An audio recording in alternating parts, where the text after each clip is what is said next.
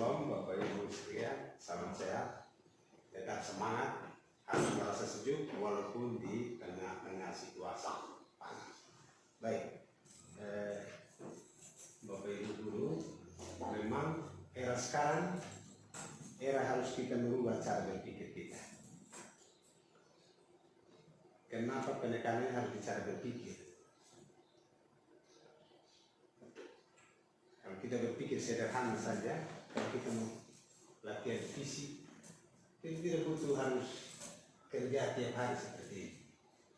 Kita tidak harus berbenah banyak hal. Tetapi era sekarang itu adalah bagaimana cara berpikir kita dirubah. Jadi salah satunya adalah dengan budaya positif. Jadi budaya positif ini mulai dari cara berpikir kita. Makanya kalau waktu lalu istilah-istilah yang banyak dipakai adalah mindset kita dirubah. Orang belajar berkomunikasi dengan orang, belajar berrelasi secara dengan orang. Orang yang punya budaya berpikir positif. Kenapa? Karena kalau ketika di anak kita temuinya anak, kita suruh dia lambat, kita suruh dia mesti tiap kali. Nah berarti kita mulai berpikir yang negatif terhadap anak. Semangat kita untuk bekerja. Nah yang mendorong kita untuk kita bisa tetap bekerja kuat adalah budaya berpikir positif. Nah, berpikir positif ini berarti ada kaitan dengan spirit kita. Spirit yang kuat untuk orang mau melayan.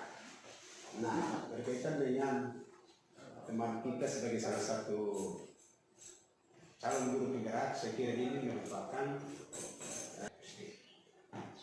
nah itu kita baru mulai bicara dari cara berpikir positif.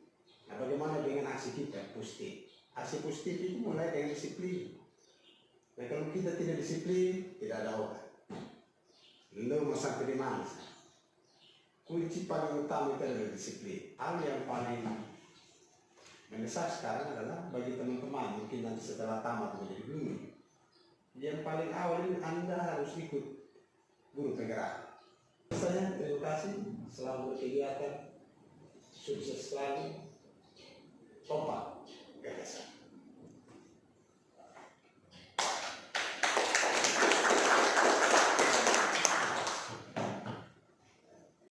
Yang memberikan motivasi kepada kita semua sebagai guru maupun bagi kawan-kawan yang calon guru. Ya jadi hari ini saya sebagai seorang calon guru penggerak jadi ingin menyampaikan beberapa hal penting ya. Jadi di sini yang saya bawakan adalah budaya positif. Jadi budaya positif ini merupakan akhir dari materi pertama, di mana materi ini atau hal ini harus setiap sekolah ya. Baik itu guru yang senior atau yang sudah banyak pengalaman maupun kita yang baru mau jadi guru, karena budaya positif ini digunakan atau sangat bermanfaat untuk kita terapkan di sekolah ya. Jadi selama budaya positif ini digunakan atau sangat bermanfaat untuk kita terapkan di sekolah ya. Jadi selama mengikuti proses pendidikan ini ada banyak hal yang memang saya dapati bahwa ada yang memang di sekolah kita sudah laksanakan ya, maka perlu kita tingkatkan ya. Ada yang memang belum kita laksanakan ya, ada yang memang belum kita laksanakan, tetapi setelah saya lihat lebih banyak hal yang kita sudah buat tapi tanpa kita sadari atau kita sadar atau tidak itu hal positif yang sedang kita buat. Ada yang kita sadar atau tidak itu hal negatif yang perlu kita tinggalkan ya. Maka untuk saat ini saya izin kepada Bapak Kepala Sekolah untuk menyampaikan materi yang diberikan kepada kami calon guru penggerak untuk bagikan kepada teman-teman semua yang ada di setiap sekolah di mana kami berada Ya, jadi budaya positif tadi Bapak Kepala Sekolah sudah menyampaikan sambutan bahwa ya sekarang atau di era sekarang kita harus banyak berpikir positif. Ya, maka ada banyak hal yang nanti kita pelajari. Ya, yang pertama yang kita harus tahu, kita sebagai guru tugas kita, ya, tugas kita apa? Ya, maka kita adalah menciptakan lingkungan yang positif, ya, yang terdiri dari warga sekolah yang saling mendukung, saling belajar, saling bekerja sama, ya, kemudian tercipta kebiasaan-kebiasaan baik, ya, dan seterusnya. Dan ini saya pikir di sekolah kita sudah jelas, sering kita buat tugas kita sebagai guru sudah kita buat, ya. Kita menciptakan lingkungan positif, kita menciptakan rasa kekeluargaan, ya. Kita punya hubungan yang baik, ya, antara guru yang satu dengan guru yang lain, ya, antara guru dengan siswa, ya. Artinya bahwa kita tidak punya gap antara satu dengan yang lain, ya. Dan saya pikir itu semua kita rasakan saat ini, ya, atau kita alami. Ya, jadi kebiasaan-kebiasaan kita yang baik, ya, kemudian karakter-karakter kita yang baik, itu semua kita padukan, maka kita akan membentuk satu budaya positif di sekolah ini. Kita sebagai guru adalah teladan, ya. Kita ingat 3 semboyan dari Bapak Pendidikan Nasional kita, ya. Ki Hajar Dewantara bilang kalau kita di depan maka kita sebagai teladan, ya. Kita di tengah sebagai pemberi motivasi, kalau kita di belakang kita sebagai pendorong. Budaya positif, maka ada 6 poin yang harus kita ketahui. Yang pertama itu perubahan paradigma belajar, ya. Kemudian yang kedua disiplin positif dan nilai kebajikan, ya. Nilai kebajikan yang universal.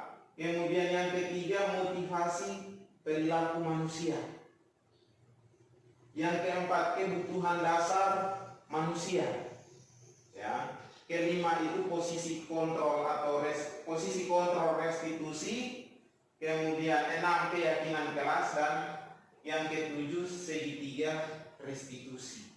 Ini di sekolah, kalau kita mau menciptakan budaya positif, maka ke-7 hal ini harus kita lakukan, ya. Baik kita sebagai guru mata pelajaran, sebagai wali kelas, sebagai kepala sekolah, ya, sebagai murid, ya, maka semua ini harus kita buat, ya. Nanti kita coba belajar satu-satu, ya. Yang pertama perubahan paradigma belajar, ya.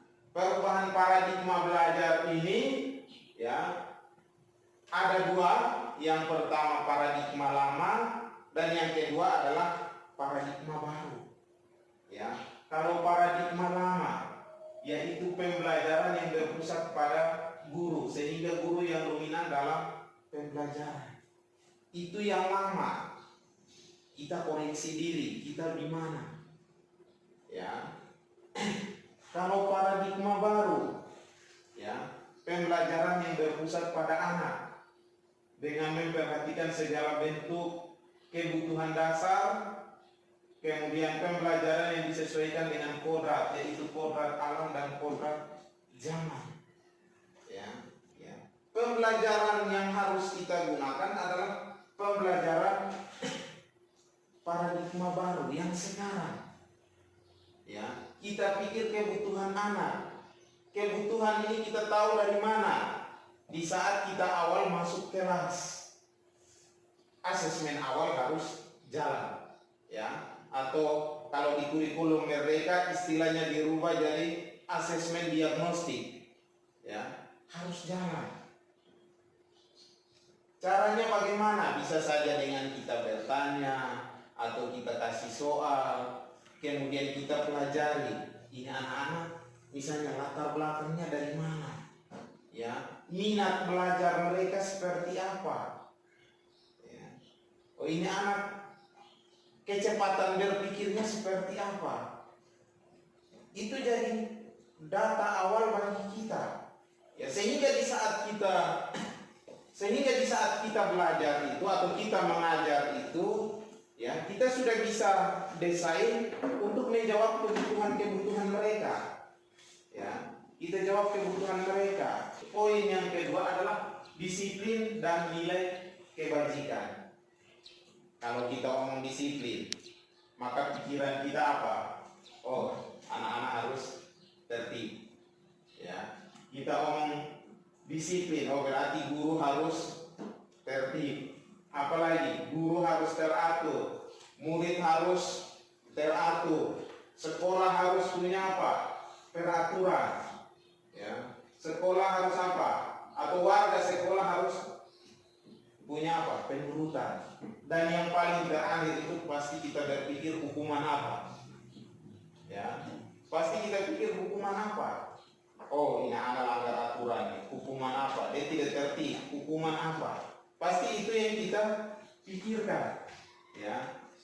Tapi yang perlu kita ingat dalam menjalankan disiplin, maka yang perlu kita pahami adalah nilai kebajikan apa yang kita tanamkan kepada anak-anak, ya.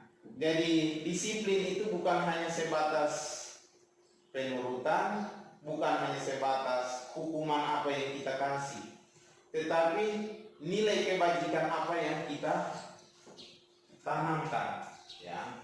Nah, nilai kebajikan ini itu sebagai payung besar dari perilaku kita, atau nilai yang merupakan fondasi berperilaku, ya. Nilai-nilai kebajikan adalah sifat positif, ya, hal-hal positif. Jadi ini beberapa nilai kebajikan yang universal, ya. Maka kalau pertama misalnya dari profil pelajar Pancasila, ya, beriman dan bertakwa kepada Tuhan yang Maha Esa serta berakhlak mulia. Itu nilai kebajikan yang pertama dari profil pelajar Pancasila.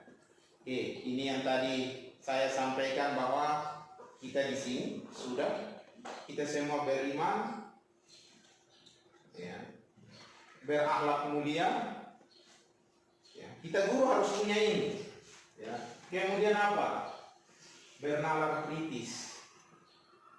Apalagi, ya, berkebinekaan global, bergotong royong dan kreatif, ya. Yang berikut adalah perilaku atau motivasi perilaku manusia. Motivasi artinya apa? Keinginan dari dalam diri, ya, keinginan dalam diri kita. Lihat, ada dua jenis motivasi. Ada motivasi dari luar atau ekstrinsik dan motivasi dari dalam diri kita, ya. Motivasi dari luar dan dari dalam. Yang berikut 3 alasan motivasi guru, ya. Kita datang sekolah, kita punya alasan apa, ya. Yang pertama, menghindari ketidaknyamanan dan hukuman, ya. Mungkin kita datang hanya karena apa? Supaya menghindar dari hukuman. Dan ini, ya, Ki Hajar Dewantara bilang ini pikiran terendah dari seorang guru, ya. Kalau kita mau datang mengajar hanya karena takut dapat teguran, ya, maka apa? Itu pikiran yang terendah, ya.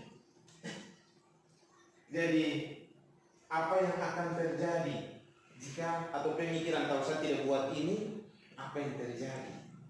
Bahasa Kupang bilang siapa mau kenapa siapa, ya. Kalau saya tidak buat ini, apa yang terjadi? Yang kedua, mendapat penghargaan atau imbalan. Tapi lu bayar beta baik, ya. Tapi lu bayar beta baik. Artinya apa? Kita bisa berpikir baik. Kita melaksanakan sesuatu kira-kira dapat penghargaannya apa? Sehingga di saat kita tidak dapat ini, maka motivasi belajar atau mengajar kita apa? Tidak berjalan. Ya, tidak berjalan. Kemudian yang terakhir adalah menghargai diri sendiri dengan nilai-nilai yang dipercaya.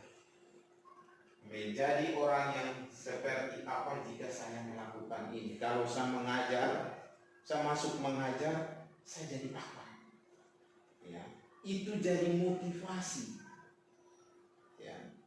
Kalau kita mau murid-murid kita berhasil, ya, atau kita mau menuntun murid-murid kita mencapai kebahagiaan mereka yang setinggi-tingginya di masa depan, maka apa? Ini yang harus kita tanamkan. Yang berikut, 5 kebutuhan manusia. Yang pertama itu bertahan hidup. Kita semua yang ada punya kebutuhan pasti sama. Ya, bertahan hidup, kita butuh makan, kita butuh minum, kita butuh rumah. Siswa kita pun sama. Ya, mereka juga butuh untuk bertahan hidup. Yang kedua, kasih sayang dan rasa diterima. Rasa dipedulikan, rasa kasih dan mengasihi, kemudian rasa diterima. Ya.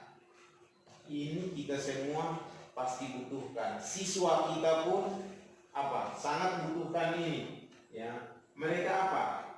Mau dipedulikan. Kadang-kadang siswa kita buat masalah karena mereka merasa apa? Tidak diperhatikan. Ya. Mereka hanya mau buat supaya apa? Kita perhatikan mereka. Ya. Karena itu kebutuhan dasar. Di saat orang-orang atau seorang manusia itu tidak mendapat perhatian, maka pasti ada tindakan yang dia akan lakukan. Ya. Pasti dia lakukan mengasihi, kasih dan mengasihi. Rasa diterima. Keberadaan siswa itu diterima atau tidak di lingkungan sekolah ini. Mereka merasa diterima atau tidak. Kalau dia merasa terasing, maka dia tidak akan apa? Betah. Yang ketiga adalah kekuasaan dan penguasaan. Menjadi kompeten, terampil, pemimpin, kemudian dianggap memberi pengaruh. Ya. Dia harus apa? Merasa kompeten. Tugas kita. Ya. Yang ketiga, kebebasan. Siswa kita apa? Perlu mandiri. Ya, bebas memilih. Ya. Jadi kalau kita kasih tugas, mereka kerja, mereka dengan ekspresinya masing-masing. Intinya apa? Kontennya dapat. Ya. Jadi mereka mau selesaikan dalam bentuk gambar, mereka mau selesaikan dalam bentuk karikatur, ya, atau dalam bentuk tulisan, yang penting kontennya ada. Dan yang kelima, kesenangan, humor, bermain, tertawa, gembira, itu kita semua punya kebutuhan. Ya. Jadi manusia sekarang kita lihat posisi kontrol guru atau restitusi. Ya. Guru perlu meninjau kembali penerapan disiplin di dalam ruang-ruang kelas. Ya. Ini ruang-ruang kelas yang selama ini mereka mengajar, apakah telah efektif, apakah berpusat pada murid, memerdekakan, atau memandirikan. Dan 5 posisi dalam fungsi kontrol. Ya, ini jadi bahan evaluasi bagi kita. Kira-kira posisi kita masing-masing ada di mana. Ya. Yang pertama, posisi guru yang pertama adalah penghukum. Ya. Seorang guru bisa bisa menggunakan hukuman fisik maupun verbal. Yang kedua, pemberi rasa bersalah. Ya. Ini kata-kata yang keluar mulai lembut. Ya. Supaya siswa rasa bersalah. Lu buat begitu, lu ada ingat Pak, kok tidak? Nanti kepala sekolah marah Pak kalau lu buat begitu. Akhirnya apa? Siswa rasa bersalah. Kemudian yang ketiga, teman. Guru berposisi atau menempatkan diri sebagai teman. Ya. Jadi ini hubungannya sangat akrab, ya. Tanpa ada batasan. Ya. Kemudian yang ketiga, pemantau. Kita berdiri, kita mulai lihat kira-kira ini siswa buat kesalahan apa, menyalahi aturan apa. Kita mulai lihat, dia muncul datang, lu kesalahan ini. Ya, harus buat ini. Jadi posisi pemantau itu dia lihat hanya apa? Orang punya kesalahan. Ya. Kemudian yang kelima adalah manajer. Posisi kita di manajer adalah berbuat sesuatu bersama dengan murid, mempersilahkan murid mempertanggungjawabkan perilakunya. Ya, ini juga sering kita buat. Maka apa? Pertanyaannya adalah, ya, kita di posisi mana? Ya. Kita ada di pemberi hukuman, ya, atau kita ada di pembuat rasa bersalah? Kita ada di posisi teman, atau kita ada di posisi manajer? Ya. Atau kita di posisi pemantau? Kalau peraturan itu apa? Biasa diterbitkan tanpa persetujuan dari pihak objek atau satu orang yang buat. Ya, tanpa misalnya kita di sekolah yang buat tanpa siswa tahu. Ya, itu aturan. Jadi kita seputuskan habis, baru misalnya kita tempel di tembok atau apa, itu baru siswa baca. Yang kedua, keyakinan. Jadi sekolah punya aturan, maka keyakinan harus jalan. Keyakinan ini kalau dulu kita pakai istilah kesepakatan, ya. Tapi kalau sekarang orang bilang keyakinan. Persetujuan dibuat bersama antara guru dan murid. Selanjutnya ditaati bersama-sama. Kita omong disiplin, maka kita punya kesepakatan apa? Ya. Sehingga kita tegur anak-anak, kita misalnya dia terlambat, anak, kenapa terlambat? Masalah apa? Kita giring sampai pada kesepakatan kita. Ya. Anak kira-kira langgar keyakinan yang mana? Oh, saya tidak disiplin. Nah, itu baru kita giring sehingga anak-anak tahu rasa bersalah mereka. Tetapi kalau aturan juga mereka tidak tahu, kemudian keyakinan juga kita tidak pernah buat dengan mereka, yang muncul apa? Rasa kebencian di dalam diri terhadap kita, guru. Ya. Jadi ini sangat penting untuk kita buat, ya. Sehingga kita jalan sesuai dengan aturan yang ada, rel yang kita sudah pasang, keyakinan yang kita sudah buat.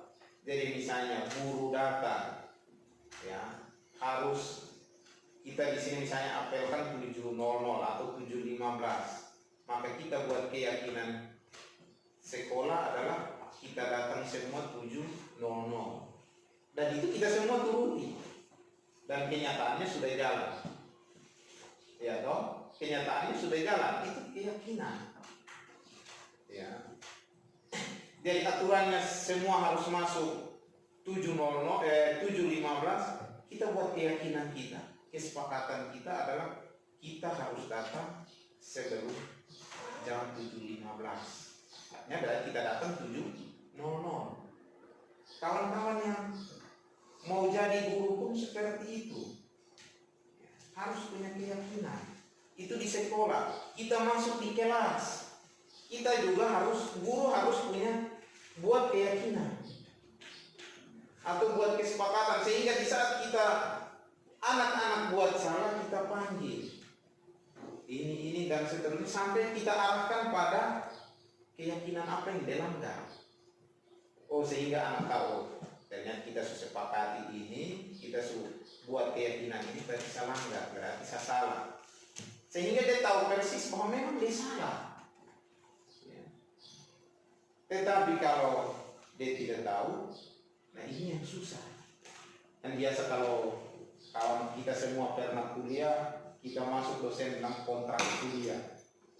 Ya, kontrak kuliah, kita biasa kesepakatan sekarang turun ke keyakinan. Kenapa orang pakai kata keyakinan? Karena apa? Lebih menggugah. Ya, kita yakini bahwa yang kita buat itu benar. Kita yakini bahwa yang kita buat itu atau yang murid buat itu salah. Ya, itu yang penting. Syarat-syarat dalam buat keyakinan kelas. Ya. Jadi keyakinan kelas bersifat lebih abstrak dari peraturan yang lebih rinci dan konkret. Ya.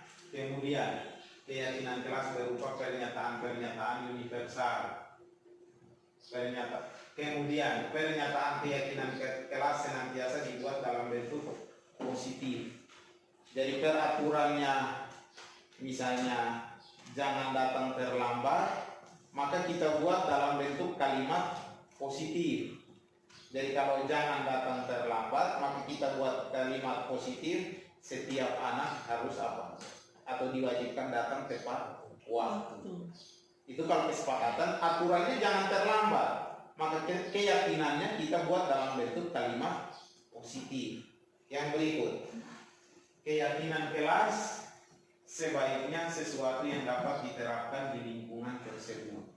Kita buat sesuatu yang bisa diterapkan. Jangan yang tidak bisa diterapkan kita buat. Dan yang terakhir, bersedia meninjau kembali. Jadi setiap perubahan kita, misalnya setiap awal semester kita tinjau kembali keyakinan mana yang tidak perlu. Ya, itu kita buat. Prosedurnya apa? Setiap warga sekolah untuk menyampaikan pendapat.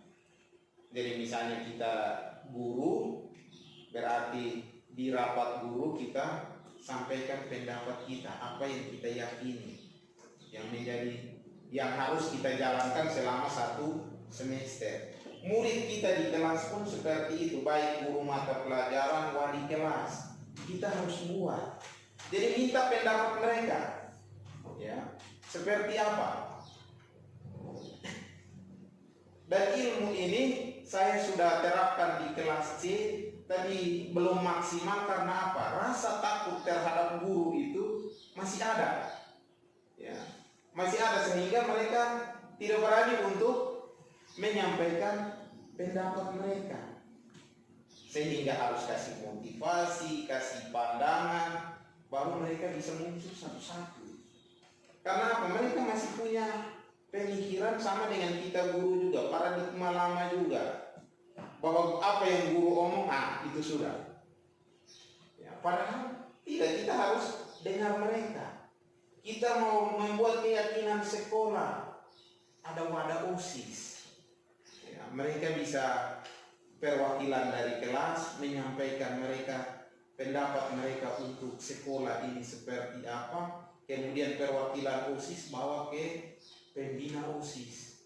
Pembina OSIS kemudian bawa ke rapat guru untuk kita sampaikan. Sehingga dia berkesinambungan. Kan tidak mungkin kita libatkan siswa di rapat ramai seperti ini. Maka mereka punya organisasi intra di sekolah. Maka itu jadi wadah mereka untuk menyampaikan pendapat mereka.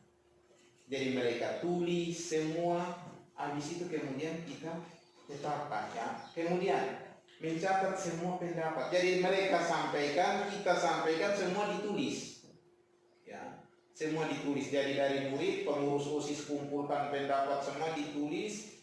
Kita pun kita omong biasa dirapatkan akan notulen. Ya, tugasnya adalah tulis yang kita sepakat itu, ya, atau kita buat keyakinan itu. Kemudian apa? Langkah ketiga, susunlah keyakinan sekolah atau kelas dalam bentuk kalimat positif. Jadi misalnya kita buat itu anak-anak tidak boleh bawa minuman keras atau tidak boleh mabuk di lingkungan sekolah. Berarti kita buat kalimat positifnya. Ya. Kemudian anak-anak tidak boleh pakai narkoba. Kita buat kalimat positif sehingga yang tampil itu positifnya, bukan yang kalimat-kalimat negatif. Kalau bilang jangan bawa narkoba, pasti anak-anak semua takut. Tetapi kita desain kalimat positifnya. Yang berikut, kemudian kita tinjau daftar. Ya, kita tinjau daftar yang telah buat. Apa tujuannya kita pastikan jangan sampai ada yang terlewatkan. Karena sering kalau banyak atau apa kita tulis berdasarkan kepentingan kita, mana yang menguntungkan kita itu yang kita tulis. Tapi yang merugikan kita tidak mau tulis. Nah ini tujuannya kita tinjau kembali, pastikan bahwa semua itu sudah kita buat. Dan yang berikut, kita yang sudah kita buat kita tinjau ulang lagi. Ya. Kalau semua sudah aman, apa warga sekolah menyetujui dan tanda tangan itu keyakinan. Kita sudah buat nih, maka kita harus setujui tanda tangan. Ya. Kalau dari siswa misalnya kita untuk keyakinan sekolah, perwakilan dari siswa harus tanda tangan. Itu baru kita bisa jalankan. Karena kita sudah sepakati, kita sudah setujui bersama. Sehingga di saat anak-anak buat salah kita arahkan. Oh keyakinan ini, keyakinan apa yang lu langgar? Dong tahu sendiri. Ya, atau anak-anak kita pasti tahu sendiri. Oh yang saya langgar ini. Itu menurut lu baik tidak? Tidak baik. Apa yang harus lu buat? Apa yang harus lu buat? Oh mungkin minta maaf dan lain-lain. Itu tergantung jenis kesalahan. Dan apa yang harus lu buat? Pasti kalimat terakhirnya minta maaf. Dan itu kalimat pemungkas. Ya. Kemudian semua kesepakatan yang kita buat tanda tangan kita tempel di tembok atau di tempat-tempat strategis. Supaya apa? Semua baca. Semua baca. Jadi kalau di kelas ya keyakinan kelas kita tempel. Jadi kita izin di wali kelas setiap pelajaran boleh ada satu definisi keyakinan di dalam kelas itu. Tidak salah dan itu diperbolehkan. Sehingga anak-anak tahu bahwa yang kita sepakati ini. Nah kalau kita misalnya tanpa menulis, tanpa ada bukti, anak-anak bisa lupa, bisa saja dong rasa kasih salah kita. Namanya anak-anak punya pemikiran kritis. Ya. Apalagi kita melenceng sedikit, oh selesai. Ya, kita dikritik habis-habisan. Mereka tidak mungkin melawan karena apa? Mereka takut. Ya. Tapi apa? Dalam diri mereka akan tersiksa. Nah, di sini ada segitiga restitusi. Jadi segitiga restitusi ini di mana digunakan untuk kita menyelesaikan masalah siswa. Ya. Jadi di dalam kita menyelesaikan masalah siswa, ya, kita gunakan segitiga restitusi. Ya, nah segitiga restitusi ini poin yang pertama itu menstabilkan identitas. Nah menstabilkan identitas ini ada rambu-rambu yang dikasih itu. Tidak ada manusia yang sempurna. Setiap orang pernah melakukan kesalahan. Jadi misalnya anak-anak kita terlambat, kita tanya kenapa terlambat. Ya, oh alasan ini. Oh kita arahkan. Kita semua pernah buat kesalahan. Pak dulu sekolah terlambat. Tapi yang Pak lakukan begini.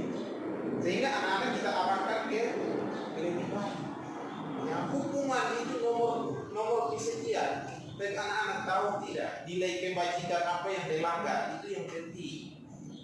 Minimal dia tahu dilanggar disiplin. Ya.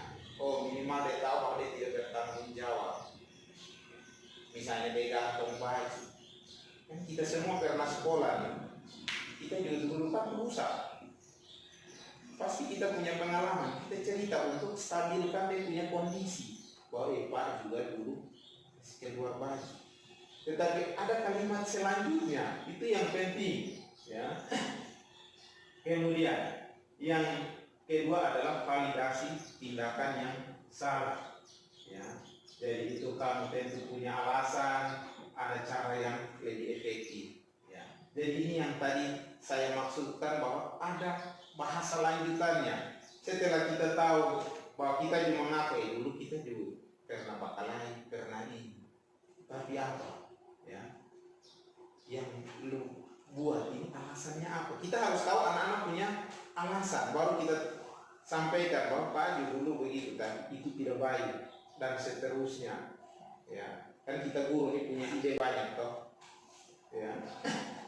Nah kita harus apa? Validasi tindakan mereka yang salah. Ya, ini penting. Jadi kalau begitu, Pak dulu begitu, tapi Pak buat ini. Artinya kita nakal punya kesadaran tersendiri toh bahwa ini tidak baik, ini tidak. Nah itu yang kita tularkan atau kita tuntun anak-anak ke arah situ. Ya. Saya yakin bahwa kita semua yang ada di sini punya latar belakang waktu lalu berbeda-beda. Ya. Jadi itu yang harus dalam tindakan atau validasi tindakan yang salah kita harus sampaikan. Ya. Yang paling ini alasannya apa? Ya. Setiap tindakan yang dilakukan itu pasti ada alasan. Dia tidak datang sekolah ada alasan, dia terlambat ada alasan. Ya. Dia pukul orang ada alasan. Setelah kita atur itu baru kita bisa tahu ini kita arahkan dia ke keyakinan kelas yang kita sepakati, keyakinan sekolah yang kita sepakati. Misalnya setiap anak misalnya kita buat untuk yang bakalain atau berkelahi, setiap anak yang kedapatan berkelahi maka tidak punya hak untuk mengikuti pembelajaran. Artinya bahwa itu kita kasih keluar dia, ya, karena kesepakatan kita sudah buat. Tapi kalau tidak ada keyakinan atau kesepakatan yang kita buat, kita jangan membuat pernyataan yang membuat sakit hati anak-anak. Ya. Kita harus punya jelas. Kemudian yang terakhir menanyakan keyakinan. Keyakinan apa yang kita sepakati, ya, kemudian kelas yang ideal itu bagaimana. Jadi ini tadi sudah disampaikan kita. Yang kita sepakati apa? Misalnya kita sepakati bahwa kalau dia berkelahi dia tidak punya hak untuk mengikuti ini, ya. Atau dia tidak diperkenankan untuk mengikuti pelajaran selama 2 hari atau 3 hari. Artinya kalau diaturankan itu skorsing sebenarnya. Ya. Tetapi karena budaya positif maka kita bentuk dalam kalimat positif. Ya. Walaupun artinya nanti sama. Ya, artinya sama ya skorsing juga. Tetapi itu masuk skorsing itu masuk dalam kalimat negatif. Tetapi kita masukkan dia ke positif ya, dia tidak punya hak untuk mengikuti pelajaran selama 2 minggu. Nah dia justru tahu 2 minggu setelah itu pelajaran di rumah. Bahasa kasarnya itu kena skorsing toh. Selesai. Tetapi kita buat tujuannya kita buat supaya anak-anak mental tetap. Bahasa Kupang bilang apa? Mentalnya tetap ada. Jangan sampai down. Kalau down itu kita susah. Ya. Jadi itu segi 3 institusi. Jadi kita omong ini sebenarnya kalau teori ini gampang. Ya. Kalau hanya omong saja gampang. Tetapi di saat kita menerapkan butuh proses. Ya. Apalagi di saat kondisi-kondisi eksternal mempengaruhi atau kondisi-kondisi yang tidak ideal mempengaruhi, maka kadang-kadang kepentingan kita yang masuk. Ya. Tetapi yang diharapkan adalah di saat tidak ideal pun ada hal positif yang kita bisa bagikan atau bisa tularkan kepada murid-murid kita. Jadi kalau kita tidak bisa berlari, maka kita jalan saja. Ya. Kalau tidak bisa berjalan, kita merayap saja. Kalau kita tidak bisa merayap, kita duduk tapi tangan ada bergerak. Ya. Kalau kita mati total berarti tidak ada hal yang kita bisa berikan kepada murid-murid kita. Ya. Jadi sebagai akhir dari materi ini, ya, mari teman-teman kita terapkan budaya positif di sekolah kita ini. Sempurna itu milik Tuhan, ya, kita bergerak dari ketidaksempurnaan. Tadi sudah disampaikan bahwa kalau kita tidak mampu berlari, kita berjalan. Tidak mampu berjalan, biarkan kita merayap. Tidak mampu merayap, maka apa? Biarkan kita duduk, tapi tangan kita mampu apa? Bergerak. Ya. Tangan kita kalau sudah mampu bergerak, maka apa? Kita mampu melakukan sesuatu. Dan sesuatu itu muncul dari dalam diri. Ya. Muncul dalam diri. Kita mulai dari diri kita. Kita memulai satu perubahan, kita harus apa? Mulai dari diri kita. Kita jangan melihat orang, ya walaupun kita dalam satu keluarga, tapi apa? Kita mulai dari dalam diri. Ya. Setiap orang punya alasan masing-masing dalam melakukan sesuatu. Ya. Saya punya alasan, Pak Ostar punya alasan, Pak Juni punya alasan. Ya, kawan-kawan yang calon guru punya alasan masing-masing. Ya, yang dimana kita tidak bisa paksakan orang untuk mengikuti kita.